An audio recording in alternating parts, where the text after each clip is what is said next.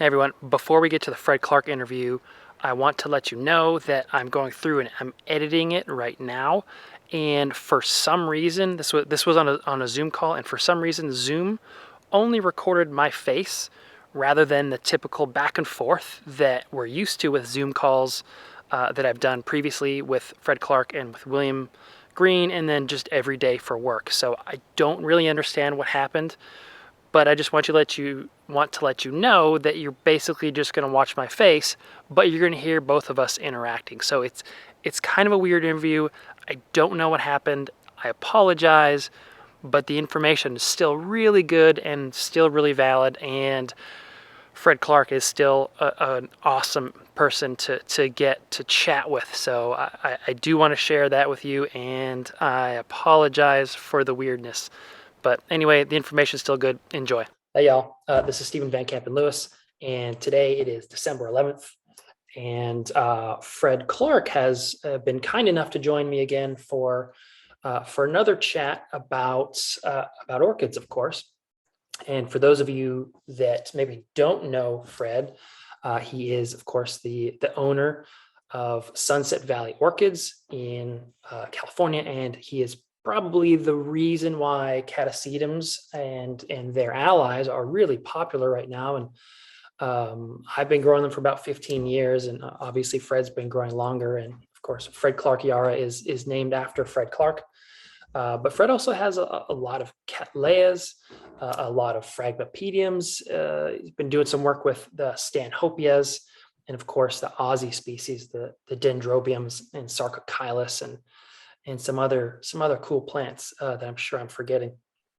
But today's topic is going to be about importing orchids. I know that is one of the things that a lot of folks have questions for me about. So I figured it might be fun to talk to Fred about what he thinks of importing plants. And when I say importing plants, I'm thinking of specifically from South America, where we have to really think about the timing of the plants that we're bringing in, and of course, acclimating them to the northern hemisphere.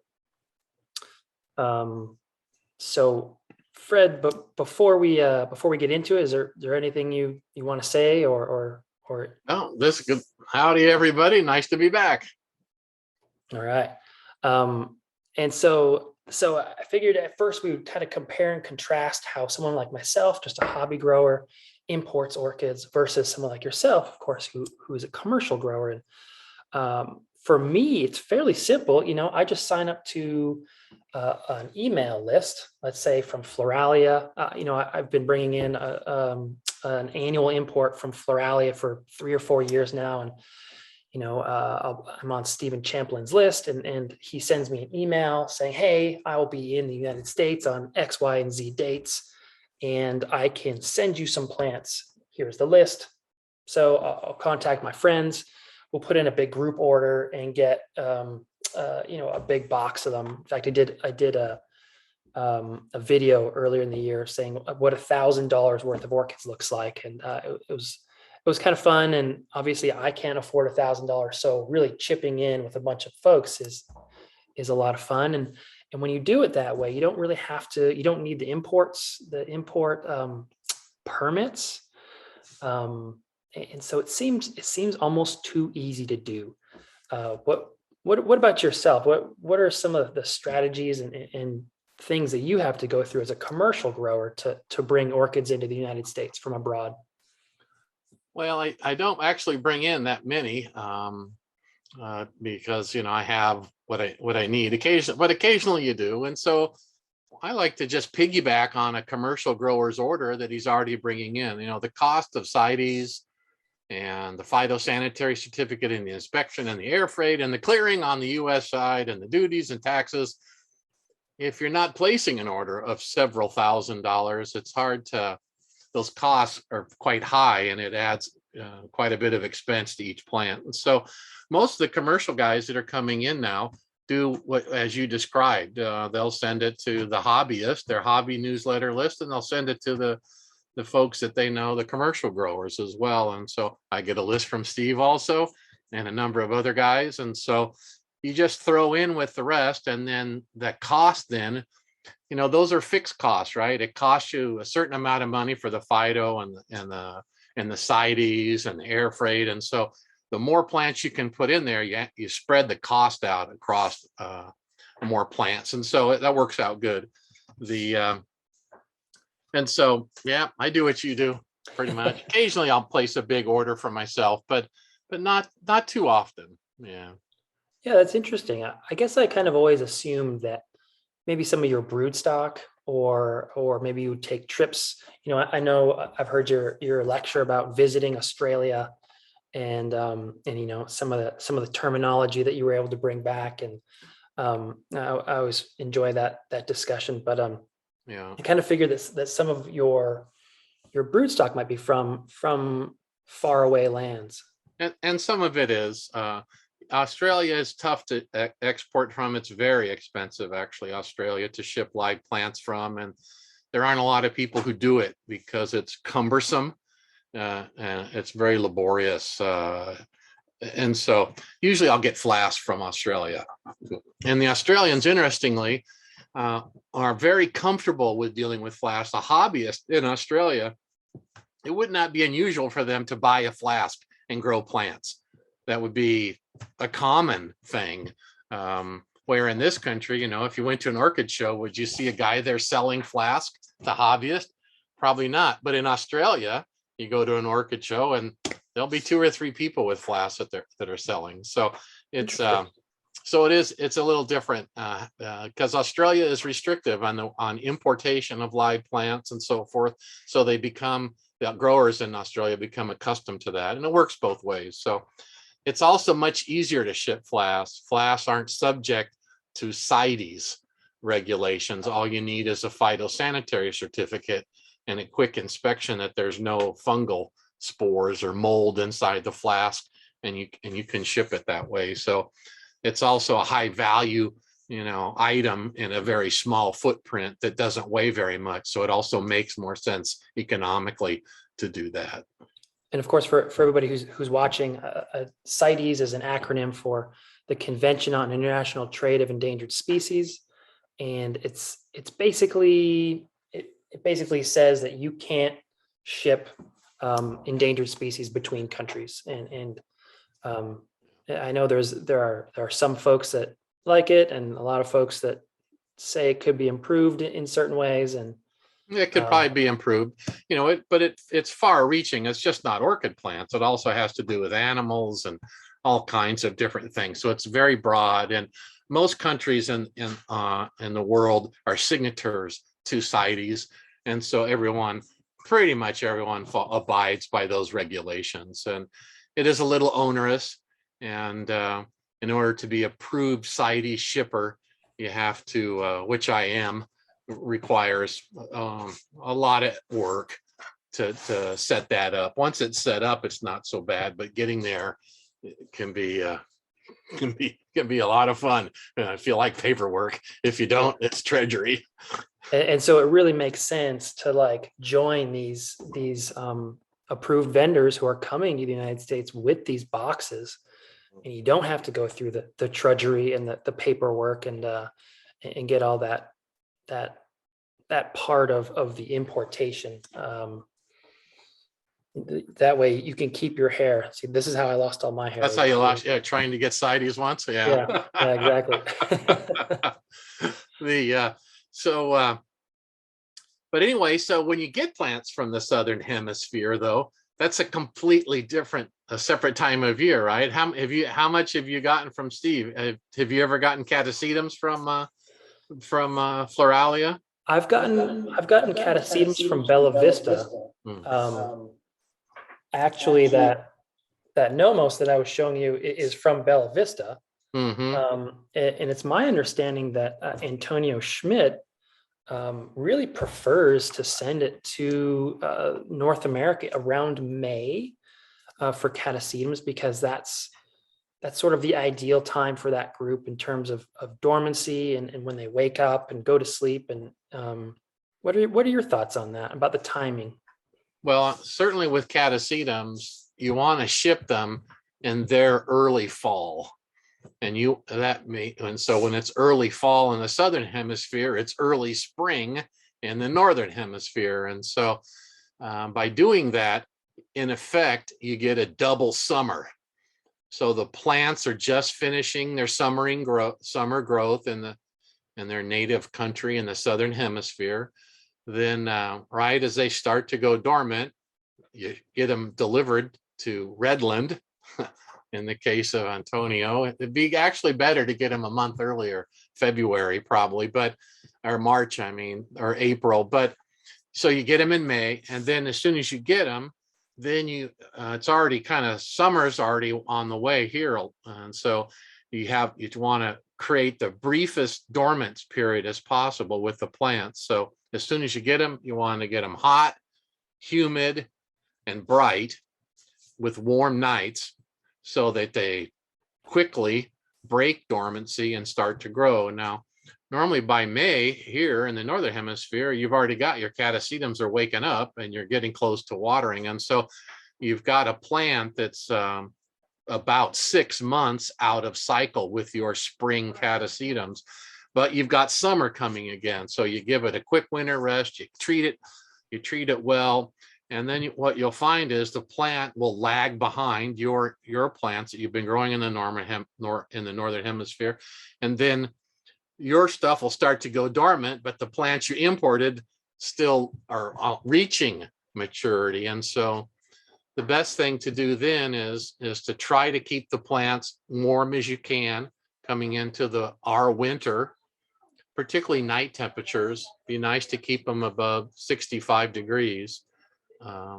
And then keep watering a little longer, maybe water through January. And then in February, you hit them hard and you slam them with the cold, you cut off the water, and you force them into dormancy.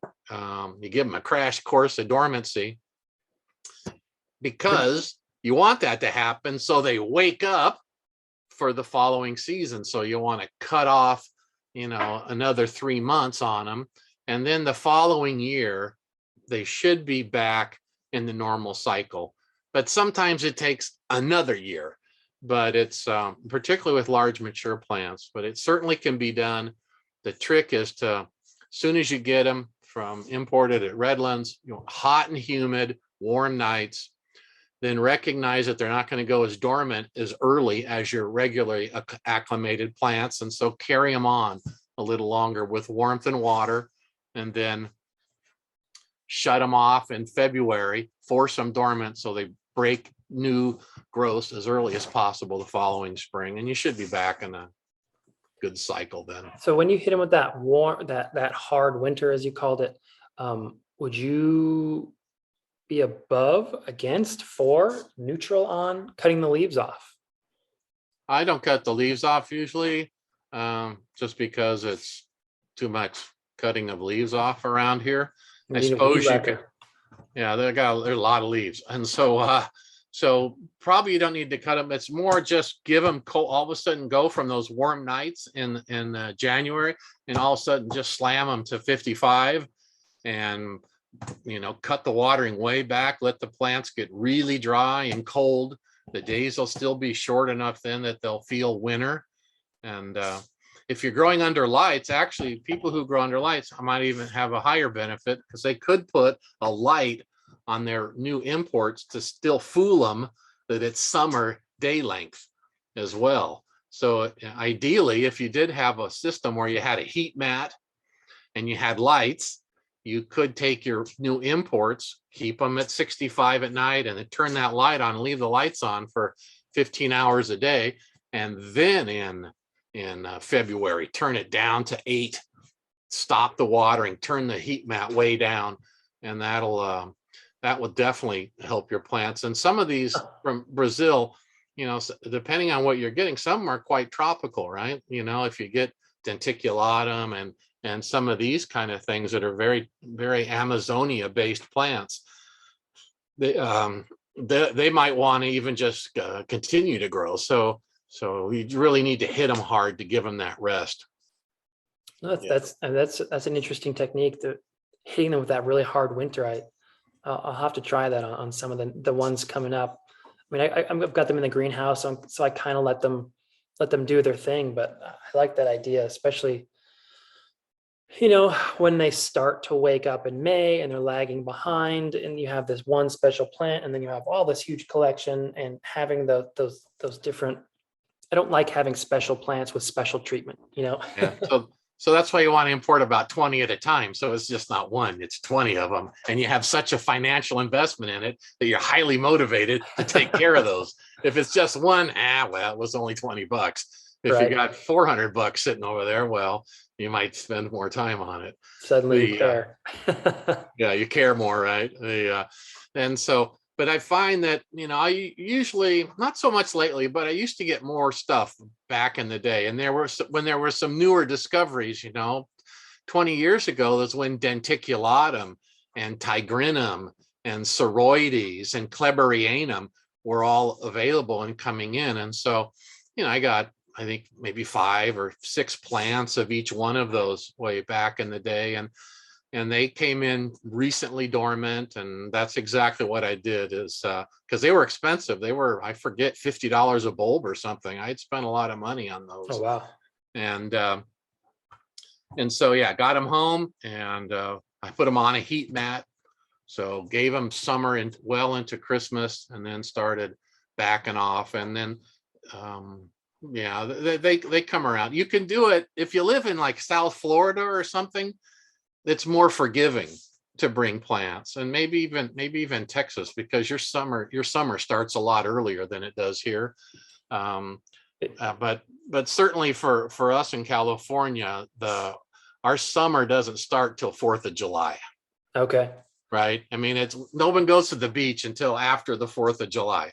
In most parts of the country, by the 4th of July, you're wondering when fall's going to arrive. And so for us, it takes a little bit longer to get the plants going in the spring. So what's your survival rate? I feel like when you were here at the Houston workshop for August, like 3 or 4 years ago, you and I were chatting, and I want to say that your survival was about 50%. Is that about right? I think it's higher than that. Yeah, it's pretty high. Okay. Yeah, it's pretty high. It depends on the plants you get. When you get plants from the Brazilians, you want to make sure they're not little plants. You want to have some pseudobulbs that are 3 or 4 inches long. So don't buy 2-inch plants, 2-inch pot size, because they just don't have enough energy store sometimes to make it. Right. And so Yeah. like I did buy some denticulatums a couple of years ago, and they didn't do well. They were just too small. They were too small. Yeah. And so, I notified the vendor that they arrived and they were already rotting in transit. And so they made up for it and sent me, I'm sure it's the same plants, but it was 6 months later, and they had grown up. They were big enough. And they look great. And I had 100% success. Gotcha. So, yeah. So a little bigger is better. So it's better to spend a little extra money and get bigger plants and not have to go through the bother of calling the vendor, let them know the problem, wait, get the stuff shipped, just. Yeah. Yeah. Oh, that's good advice, actually. And of course, I personally, when I order plants from Steve at Floralia, it's typically Cattleyas and actually Certipodiums. So what do you do? Well, do you import Cattleyas at all? And B, what are some of the tricks that you use for acclimating them to California? Yeah. So Certipodiums have a life cycle a lot like a Catasetum. So it's pretty much the same idea. A lot of times Certipodiums are starting to grow already by the time Redland rolls around. And so you might get plants with new growth sprouted on them. And they also take that hit. Plants that are pronounced seasonal growers, you want to get them in that March time, April, May time, so they get the double summer effect. If you get them in the fall, then they get a double winter. And so that's when you really do poorly. And so getting them in the spring. So most Cattleyas So if you get, most Cattleyas begin to grow their roots in the spring, not all. Things like Dowiana and Cattleya dowiana, Vorsavixii, and Leopoldii, Gutata, these things, they grow their roots in the late summer. So, but most of all the other Cattleyas grow their roots in the early spring. So if you get plants in the late fall from Brazil and you bring them in, they're going to be rooting shortly as they come into spring. It'll be behind our normal spring for rooting, but it's still within kind of the normal rooting cycle. And so usually those do quite well. If you're going to get some of the other stuff, it might be better to get them a bit later in the year if it's possible. But sometimes you're limited to when the vendors come. Yeah. And so sometimes you just got to get them and tough it out. Yeah, I know the feeling of being limited by the vendor coming in. And then actually last year for my 2020 order, of course, that was delayed by COVID by 3 or 4 months. And so I got all my plants in, July or August, and they're still trucking along. But yeah, I think it'll take an extra season because of that weird timing, Yeah. to get them all acclimated. And orchid plants are tough, right? They've been living in nature for millions of years, and they've dealt with everything that Mother Nature can throw at them, and they're still passing their genes forwards, and successive generations are growing. And so they have to be tough. And so the key is just recognizing, that the plants are stressed, watching the watering. Often when you get imports, the root systems have been brutalized. You see all the broken roots and the dry root husks. And so that means that the roots are not going to be picking up much nutrients or water.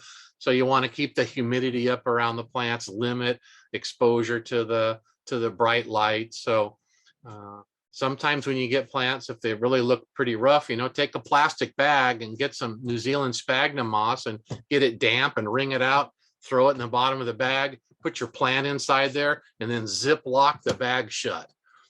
And so that way you've got, and put it in a nice, warm, shady area. So you've got high humidity without being wet. You've got low light and a low stress environment, and just wait the plant out until it starts to put up new roots and growth. Of course, the key to that would certainly be to keep it out of sunlight so it doesn't turn into a cooking device. Yeah. So you want to put in a shadier, but it does need light, of course, because you want it to sense the things that sunlight give a plant. And it can still photosynthesize, of course. So you want to have some light on the plant, but not so much that you're cooking it. And in Texas, you're more sensitive to that than we are in Southern California. The sun is scary here. Yeah, the sun is scary. That's right. You get a sunburn quickly. And so, but yeah, that's a very good technique I have found. And particularly if it's a prized plant and something that you're really looking forward to, it really does work well. And then too, when the plant starting to root, there's a very small root system. It's only those few new roots that are going to come out. And so be very cautious and don't overpot it, because overpotting leads to overwatering. And then the few roots that you have end up getting overwatered, and then your plant doesn't do well. And so these plants, when they have just a few new roots starting, make sure you underpot, because it's always easier to slip pot it up 1 year later than to be sorry that you overpotted it in the first year. And by overpotting, you mean a pot that's too big, and then underpotting, you really basically just want a pot that's the size of the roots, maybe plus one growth. So yeah, maybe 1 year worth of growth. Yeah. So especially on a plant that's been recently imported. Yeah. And then a slip pot is when you just take the pot and this is what I do normally, and you just put it into a bigger pot, and then you add media around, and then your Cattleya kind of walks out of the pot. That's right. A new one. Right. Slip pot it up to one size, to a normal size pot, after you have the first year of roots in there, because then your plant won't suffer much of a transplant shock. If you clean up all the media and then you repot it, inevitably you're going to break and damage some of the roots that just started to grow the year before, and it'll set the plant back again. So this way, it's the least stressful technique to get a plant recently imported from the southern hemisphere reestablished. And so I'm trying to think about the logistics of moving it from that spag and bag that we talked about into its first undersized or real small pot. So you would wait until the new growth is starting, and then the roots are maybe just starting to poke out, or would you repot it even before the roots start? I'd probably wait to see the root initiates, because some of these species, unless you're very comfortable with with the plant that you're working with, some Cattleyas root after they mature a new growth, and other plants root before the new growth develops. And so depending on what it is, so generally I would wait until I see the beginning of new root initiates before I would pot it up. Yeah. Cool. And then once you've got it in that new pot, do you water as normal, or do you keep it a little dry for a while, or what's your preference for that? Well, usually fresh potting media is drier because it hasn't absorbed water yet. And so if you resume regular watering, it's usually drier anyway, because that hasn't happened. And so I probably would resume regular watering, I think, because these things would just pop back into my collection, and then they would be back on the regular watering schedule. I'll tell you though, that I would stake the plant very carefully. I might even put 2 or 3 stakes on a plant that just has a few new roots starting, because I don't want the plant to wobble, which might cause the root tips of the new roots to abrade. And that you wouldn't want to damage it. If you only got 3 or 4 new root tips and you broke a couple of them off, then you'd only have 2 roots. And so that's half of the plant's ability to reestablish itself. So when those new roots come out on a recently imported division, they're really important. So a few extra stakes to hold the plant really secure is a good idea. Yeah, that's great advice for sure. Actually, one of the things that I like to do is in addition to staking some of the plants, I'll take zip ties and put it through the bottom of the pot, and then zip tie it so that if my cat or some animal knocks the pot off its bench outside, it's still solidly in there. Yeah. Zip ties work too. And then there's pot clips and there's a lot of different things. And so it's the key thing is to recognize when you only have a few roots coming out of your division, that those are extremely important roots. So you want to make sure you do everything to give those roots the best shot they have to help you grow a good plant. Absolutely. Well, Fred, I know you're busy, so I want to give you the rest of your Saturday back. And before we go, is there anything else that you want to chat about when it comes to imports or? Well, I'd say, just make sure you get plants from a reputable dealer. You don't want to get plants that some guys out there stripping wild plants out of nature and bringing them. It's tough enough for an orchid plant in the wild, and you're probably going to end up with a better plant if you're buying seed grown plants anyway than a plant that is stripped out of the wild. And so seed grown plants have been selected most likely for their flower quality or their ease of growth. And so the seed grown species that you get from Brazil often perform better and bloom better for you. So yeah. And of course there is a lot of reputable vendors out there. Bella Vista is not only just has great plants, but a great long history of breeding excellent Catasetums and Cattleyas. And Equihenera has all kinds of cool stuff that they're importing, and Francisco Miranda brings in plants all the time. So I think there are plenty to choose from here in the US and in Europe and in other places as well. Yeah, so there's no need to go with the nefarious guy who's collecting plants in the wild. Plus it's illegal, and so you really don't want to be party to that either. Yeah, it would be embarrassing to have your face in the paper for illegally imported plants, and I've seen that. And we have seen that. Yeah, you don't want to be that guy. Yeah. Yeah. All right, okay. Fred. All right, very good. Yeah, it was good to chat. And you and I had talked about maybe doing another video in January, February, about how to wake up your Catasetums, which of course is a very popular question on the interwebs at that time of year. So maybe we can clear up some things at that time. All right, sounds good. All right, good to see you, Fred. All righty, bye. See y'all.